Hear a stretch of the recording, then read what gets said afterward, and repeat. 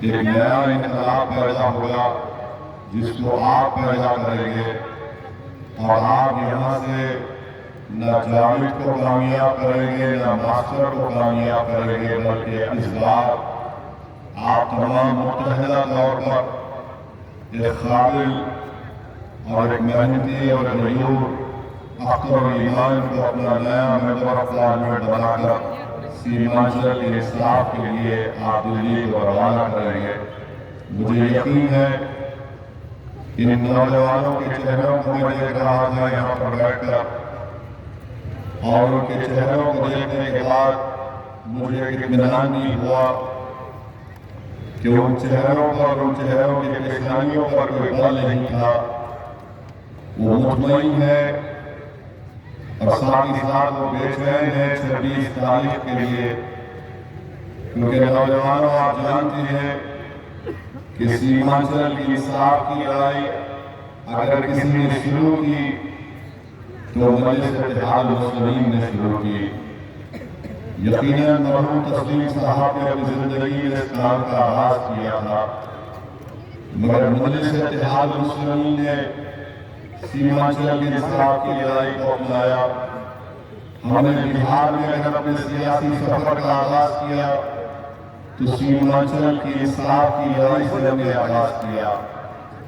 लफ्ज सीमांचल न राजद बोलती थी, न कांग्रेस, न जेडीयू, बल्कि मजलिस इत्तेहाद मुस्लिमीन ने सीमांचल की नाइंसाफी की बात की। तो मैं आपको एक बात बताना चाहता हूँ कि आपने जो सियासी शऊर अपने आप में बेदार किया, आज से 2 या 3 दिन पहले जब नरेंद्र मोदी पूर्णिया को आए तो उनको भी हालत मजबूरी में सीमांचल बोलना पड़ा। तो यकीनन हमने पहली कामयाबी हासिल कर ली। हमने इस इलाके को सीमांचल के नाम से जब पुकारना शुरू किया, अब हर पार्टी सीमांचल के नाम से भारत का सबसे पसमानदा और पिछड़ा इलाका है, और इसकी इंसाफ की लड़ाई उसी वक्त मुकम्मल में हो सकती है जब आप अपने वोटों से एक मुतहरिक और फाल और एक ईमानदार और मेहनती शख्स को किशनगंज से अपना एमपी बनाकर दिल्ली को भिजाएंगे। आपने जावेद साहब को मौका दिया और आप जानते हैं कि मौजूदा रुकने पार्लियामान ने किशनगंज की जनता के लिए, किशनगंज की आवाम के लिए, माँ और बहनों के लिए कोई काम नहीं किया। और आज भी कांग्रेस पार्टी के पास किशनगंज में कोई दिखाने के लिए कोई चीज नहीं है, और वही ये कह रहे हैं कि नहीं नहीं हमको वोट दे दो, हम सेकुलर पार्टी है, हम फुला काम कर देंगे, एमआईएम पार्टी को मत दो वरना बीजेपी आ जाएगी। मैं आपसे अर्ज करना चाह रहा हूं कि जावेद साहब नाकारा एमपी साबित हुए हैं। ये मैं नहीं कह रहा हूं, कांग्रेस पार्टी की एक जलसे में कांग्रेस के कुलहीन सदर जनाब खरगे साहब बैठे हुए हैं, और उनकी मौजूदगी में साबिक़ रुकन असेंबली तौसीफ साहब ने जनता के सामने ये कह दिया कि जावेद साहब आपने किशनगंज की जनता के लिए काम भी नहीं किया और आप कहीं पर भी नजर नहीं आए। बोला था ना, ये हम झूठ तो नहीं बोल रहे। जब उन्हीं के पार्टी के जिम्मेदार कायद ये कह रहे, लीडर ये कह रहे हैं कि जावेद तुमने काम नहीं किया और तुम गायब थे, तुम नजर नहीं आए, तो एक मानो में कांग्रेस पार्टी ने इस बात की तस्दीक कर दी कि जावेद ने काम नहीं किया, किशनगंज की जनता से उनकी कोई मुलाकातें नहीं हुई। और फिर मैं आपको एक और चीज याद दिलाना चाहूंगा, जब कोविड में लोग परेशान थे, आपने जावेद को देखा या अख्तर ईमान को देखा? बताइए। जब कोविड में लोग परेशान थे, बीमार थे, सीमांचल की आवाम अगर हैदराबाद में फंसी हुई थी, मुंबई में फंसी हुई थी, तो उनको वापस लाने का इंतजाम या उनकी कोशिश करने का इंतजाम अगर कोई कर रहा था तो जावेद नहीं कर रहे थे, अख्तर ईमान की क़ियादत में मजलिस कर रही थी। मेरे अजीज दोस्तों और बुजुर्गों, जब तौसीफ साहब ने खुद ये कह दिया कि जावेद नाकारा है, तो बहादुरगंज की जनता का काम ये है कि वो अपने वोट को जाय होने से बचाए, अपने वोट को इस्तेमाल ना करें जावेद के लिए, क्योंकि याद रखिए अगर आपका वोट जाय होगा तो खुदा न खास्ता इसका फायदा बीजेपी और जेडीयू को हो सकता है। मुत्तहदा अपने वोट का इस्तेमाल करिए, तभी जाकर हम किशनगंज से एक हरकियाती शख्स अख्तर ईमान को हम कामयाब कर सकेंगे। आप एक एक वोट को अपने अख्तर ईमान साहब की कामयाबी के लिए इस्तेमाल करिए। और जावेद साहब ने कहीं पर ये कहा, मैंने एक जलसे में कहा भी सुबह में कि जावेद साहब ने अपने एक इंटरव्यू में या भाषण में कहा कि उन्होंने 5 साल में किशनगंज की पार्लियामेंट कॉन्स्टिट्यूंसी में उन्होंने 1.5 लाख किलोमीटर पैदल चला। 1.5 लाख किलोमीटर पैदल चला है। अब हम तो कांग्रेस पार्टी से कहेंगे कि आइंदा जब ओलंपिक्स होगा उसमें चलने का एक गोल्ड मेडल होता है, जावेद को भिजा दो, जावेद गोल्ड मेडल जीत के ला लेगा इंडिया के। कोई 5 साल में 1.5 लाख किलोमीटर चलने का मतलब यह है कि रोज 100 किलोमीटर चलना पड़ेगा उसको। हाँ, घर से नहीं निकलता है। तो मालूम हुआ कि जावेद और मोदी में लंबी लंबी फेंकने का कंपटीशन चल रहा है। कुछ तो ढंग की बात करिए। जनता को बेवकूफ समझते हैं कई लोग कि मैंने 5 साल में 1.5 लाख किलोमीटर पैदल चला। अरे अगर आप 1.5 लाख किलोमीटर चले तो 10,000 किलोमीटर पर हैदराबाद हमसे मिल लेते आके। बताइए आप कितना झूठ बोलते हैं। तो आपसे हमारी अपील है बहादुरगंज की जनता से कि आप अख्तर ईमान साहब को कामयाब करिए।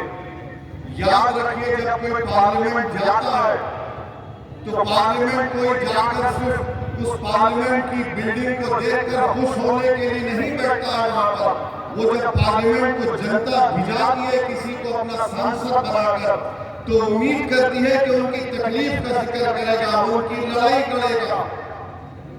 अलीगढ़ मुस्लिम यूनिवर्सिटी का मसला है। जावेद बोलते हैं कि मैंने बड़ी कोशिश की। आपके बिहार में एमजीएम कॉलेज है, वो यूनिवर्सिटी में तब्दील हो गया, तो बताओ तुमने क्यों नहीं किया अलीगढ़ का काम? आप नहीं किए काम अलीगढ़ का। जिस वक्त अलीगढ़ यूनिवर्सिटी का कैंपस का यहां पर इफ्तिताह किया गया, डॉक्टर मनमोहन सिंह की सरकार थी, आपका वजीर आजम था, यूपीए का आपका था। जब केरल में अलीगढ़ का कैंपस मुकम्मल तौर पर बन गया तो यहां पर सीमांचल में किशनगंज में क्यों नहीं बना? ये किसकी जिम्मेदारी है, किसने नहीं किया?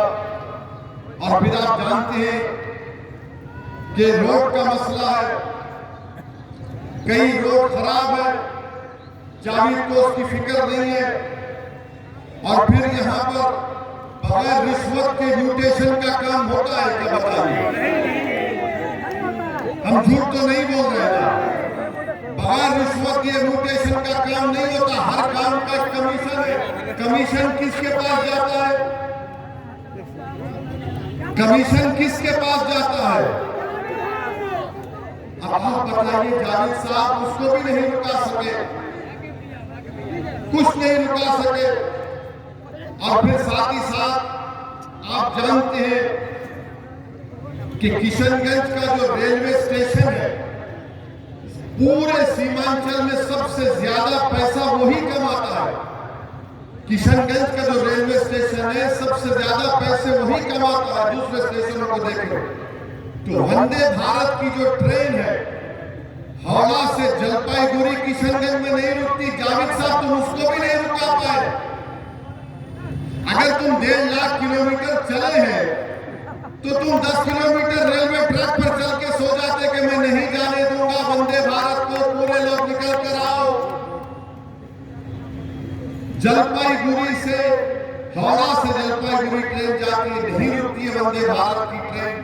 अच्छा, जावेद साहब के घर के करीब एक रमजान नदी है, उसका मॉडिफिकेशन करना है, घर के पास भी आप नहीं करा सके। आपके घर के करीब है, आपने वो काम नहीं करवाया। और मेरे अजीज दोस्तों और बुजुर्गों, किशनगंज जिला बना 1990 में।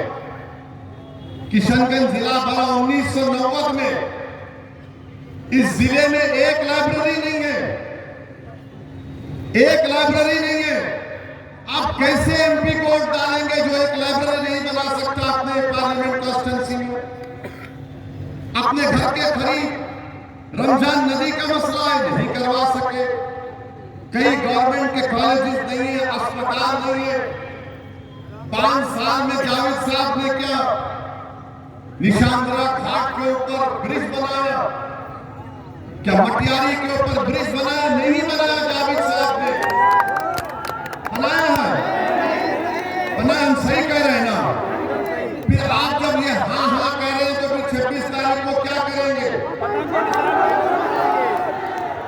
अब आप देखते जाइए, यहां बहादुरगंज के कई बच्चे भारत के कोने कोने होटलों में जाकर मजदूरी करते, बर्तन साफ करते हैं, उसकी भी इनको फिक्र नहीं है।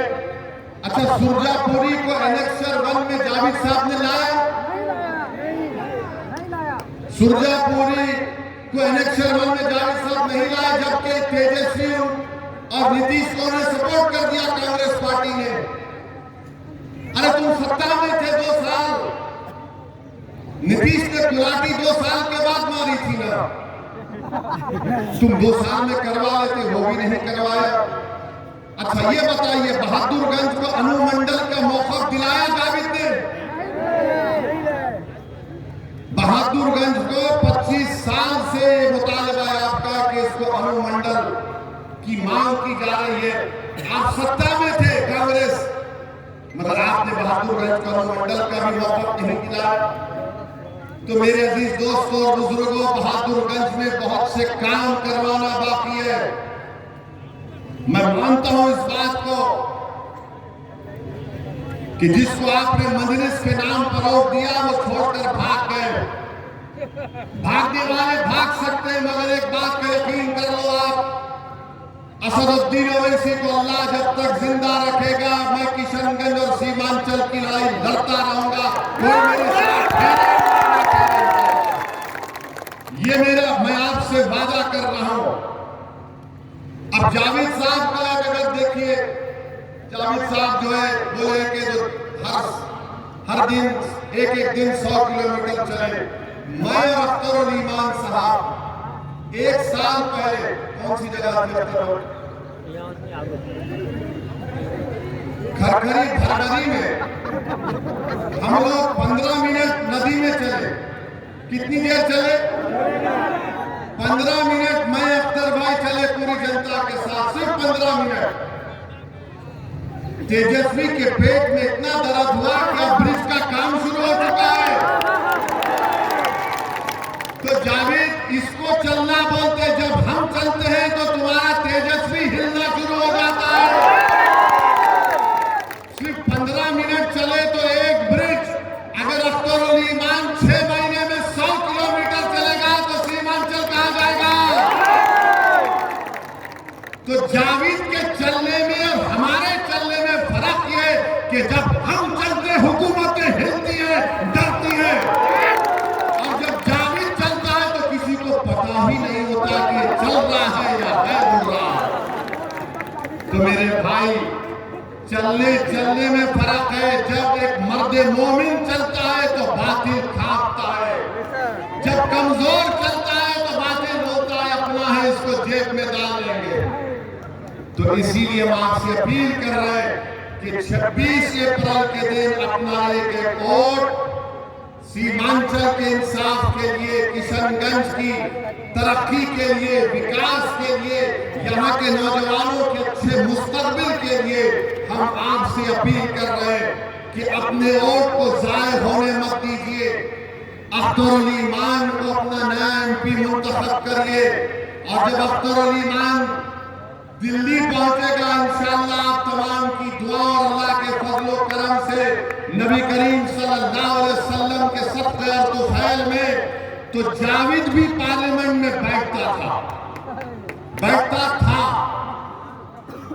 आपने जावेद को देखा पार्लियामेंट में बैठते हुए? कम देखा होगा।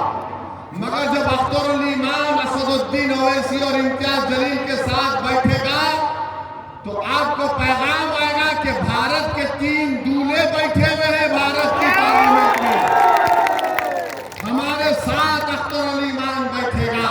दुनिया देखेगी और हम ताकतवर इख्तिदार में कोई भी होगा उसको बताएंगे सीमांचल से इंसाफ करना पड़ेगा। ये है बात।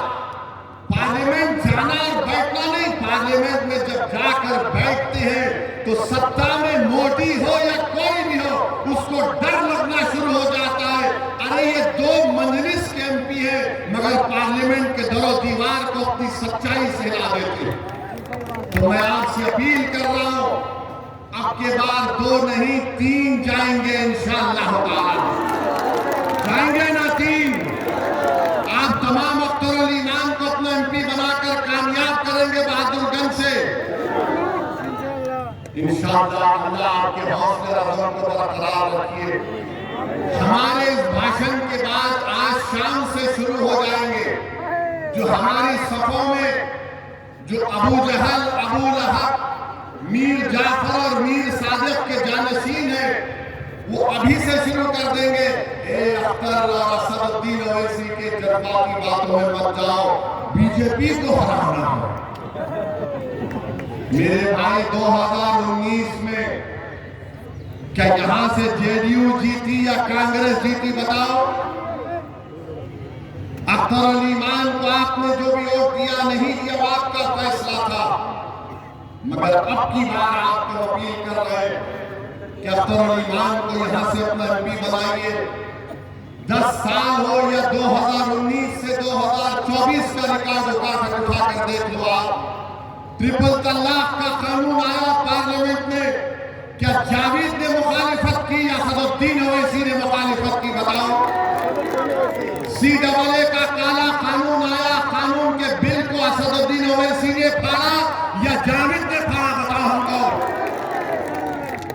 UAPA का कानून आया जिसमें नौजवान सड़ रहे 5-5 साल जेल से, कांग्रेस पार्टी ने अमित शाह के बिल की तारीफ की, किसने मुखालिफत की? असदुद्दीन ओवैसी और इम्तियाज जलील ने मुखालिफत की। मेरे भाई ये मजलिस ने काम किया। आखिरी पार्लियामेंट का सेशन जो जनवरी में हुआ, नरेंद्र मोदी ने कहा कि 22 जनवरी की अहमियत क्या है? जावेद बोला या असदुद्दीन ओवैसी बोला बाबरी मस्जिद जिंदाबाद, बाबरी मस्जिद जिंदाबाद। मैं चैलेंज कर रहा हूं जावेद को और ये मास्टर को, तुम अपनी जबान से सिर्फ बाबरी मस्जिद बोलो जनता के सामने किशनगंज की। तुम में हिम्मत है बोलने की? नहीं बोल सकेंगे, डरेंगे, कांपेंगे, इनकी रूह निकल जाएगी, इनको दिखेगा मलेकुल मौत सामने खड़ा है। किसने पार्लियामेंट में खड़े होकर कहा सुनो बाबरी मस्जिद जिंदाबाद, बाबरी मस्जिद जिंदाबाद? 300 बीजेपी के MPs के सामने पूरी पार्लियामेंट में सन्नाटा हो गया। ये क्या कह रहा? मैंने कहा सच्चाई को बयान कर रहा हूं, जब तक जिंदा रहूंगा सच को बोलूंगा, जालिम को देखकर अपनी जबान पे कॉम्प्रोमाइज नहीं करूंगा। जमीन का सौदा करने वालों का नाम मल्लिफत के हाथ और मुस्लिम नहीं है। तो मेरे अजीज दोस्तों और बुजुर्गों, हम आपसे अपील कर रहे हैं 26 तारीख के दिन एक तारीख आपको लिखना है। अपना एक वोट सीमांचल और किशनगंज के तरक्की के लिए आपको पतन के निशान पर बटन दबाना पड़ेगा। अब आ जाइए मास्टर पर, अब मास्टर पर आ जाइए। इनका नाम मास्टर मुजाहिद है ना? मास्टर क्यों बोलते, मास्टर क्यों बोलते हैं तो? मगर इनका मास्टर कौन है? इनका मास्टर कौन है? इनका मास्टर कौन है? जोर से बोलो। इनका मास्टर मोदी है। जिसका मास्टर मोदी हो और मेरा और तुम्हारा मास्टर अल्लाह है, तुम किसको वोट दोगे? नहीं, अल्लाह के नाम के लिए मास्टर कह रहा हूं, वरना बोलेंगे ये मजहब को लेकर आ। इनका मास्टर मोदी है। और फिर हर बीजेपी वाला कह रहा है हम मोदी के परिवार के हैं। बोलते हैं ना, बोल रहे बीजेपी वाला बोल रहा हम मोदी के परिवार के हैं। मास्टर मोदी के परिवार का है, याद रखो। मास्टर मुजाहिद मोदी के परिवार का है और अख्तरुल ईमान किशनगंज के गरीबों के परिवार का है। मास्टर मोदी के परिवार का और अख्तरुल ईमान किशनगंज के गरीब और मजलूमों के परिवार का। जो मोदी के परिवार का है वो ट्रिपल तलाक का कानून लाएगा। जो मोदी के परिवार का है वो सीमांचल से इंसाफ नहीं करेगा। जो मोदी के परिवार का है, मोदी ने कह दिया कि सीमांचल में घुसपैठी घुसते हैं। घुसपैठी कौन है? आप तमाम घुसपैठी मोदी ने कह दिया, क्योंकि ये मोदी के परिवार का है। CAA का कानून NPR NRC से आएगा। अब ये मास्टर जाकर बोल रहे ज्ञान बांट रहे, नहीं, CAA का कानून सिटीजनशिप देने का है, देने का नहीं है। मास्टर तुम्हारे बाप को सामने लाकर बिठाओ और हमसे बहस करो। सिटीजनशिप का कानून से NPR NRC का ताल्लुक है। CAA का कानून सिटीजनशिप के कानून से उसका ताल्लुक है। और याद रखो मास्टर, अगर NPR NRC होगा तो किशनगंज की किसी गवर्नमेंट की बिल्डिंग में तुम्हारा नाम लिखा जाएगा और कोई बीजेपी संगी जाकर कहेगा कि मास्टर के नाम पर मुझे एतराज है, तो मास्टर आपको अपने दादा का बर्थ सर्टिफिकेट लाकर दिखाना पड़ेगा। दिखाओगे तुम? नहीं दिखा पाएंगे, कोई नहीं दिखा पाएगा। क्यों मोदी NPR NRC करना चाहता है? हम तमाम को शहरियत से महरूम करना चाहता है। ये बीजेपी JDU के लोग, ये मोदी परिवार के लोग हैं। हम गरीबों के और मजलूमों के परिवार के लोग हैं। याद रखो, आसाम में NPR NRC हुआ, सुप्रीम कोर्ट के बोलने पर 20 लाख लोग के नाम नहीं आए, उसमें 2 लाख मुसलमान थे। मैं नहीं कह रहा हूं, आसाम का मुख्यमंत्री हेमंत बिस्व शर्मा कह रहा है कि जो मुसलमान नहीं है उनको CAA कानून के तहत भारत की शहरियत दी जाएगी। और वो 2 लाख मुसलमान क्या करेंगे? वो फॉरेनर्स कोर्ट ट्राइब्यूनल में अपना मुकदमा लड़ेंगे। तो मेरे अजीज दोस्तों और बुजुर्गों, इसीलिए हम आपसे अपील कर रहे हैं कि 26 अप्रैल के दिन किशनगंज में आपको एक तारीख मनाना है। डरने और घबराने की जरूरत नहीं है। हम अगर जीत कर जाएंगे इंशाअल्लाह ताला तो 10 साल हमने बराबर फिरका परस्तियों के खिलाफ हमने वोट दिया है। हमने फिरका परस्तों का साथ नहीं दिया है, बल्कि जब नीतीश की हुकूमत बनी उस वक्त स्पीकर का इलेक्शन हुआ तो अख्तरुल ईमान और हमारे तमाम MLAs ने राजद का साथ दिया था ना अख्तर भाई, स्पीकर के इलेक्शन में, डिप्टी स्पीकर के इलेक्शन में। मगर मैं क्यों कह रहा हूं अख्तरुल ईमान को कामयाब करो? मेरे भाई, आपकी आवाज कौन बनेगा? क्या तुम जावेद को अपनी आवाज समझोगे, मास्टर को अपनी आवाज समझोगे, या अख्तरुल ईमान को तुम अपनी आवाज समझोगे? फैसला करो, बताओ तुम्हारी आवाज कौन होगा? अख्तरुल ईमान होगा या जावेद होगा या फिर मास्टर होगा? अख्तरुल ईमान आपके दिलों में छुपे हुए जज्बात को अपनी जबान पर लाकर बाकी ताकतों के ऐवानों को हिलाकर रख देगा और कहेगा सीमांचल से इंसाफ होगा, किशनगंज 5 साल में ये कुछ नहीं बोल सके, कुछ नहीं बोल सकते ये पार्लियामेंट में। अरे हमारा भाषण होता तो बैठकर सुनते हैं जावेद। कभी कभी दिल में ख्याल आया कि जावेद साहब कुछ तो सीख लेते हमारी इस भड़का भाषण जो हम देते हैं पार्लियामेंट में। तो बहरहाल मेरे अजीज दोस्तों और बुजुर्गों, आपसे अपील कर रहे हैं कि बहादुरगंज में एक तरफा वोट 26 तारीख को बटन छाप पर बटन दबा कर दीजिए। पूरे इत्मीनान के साथ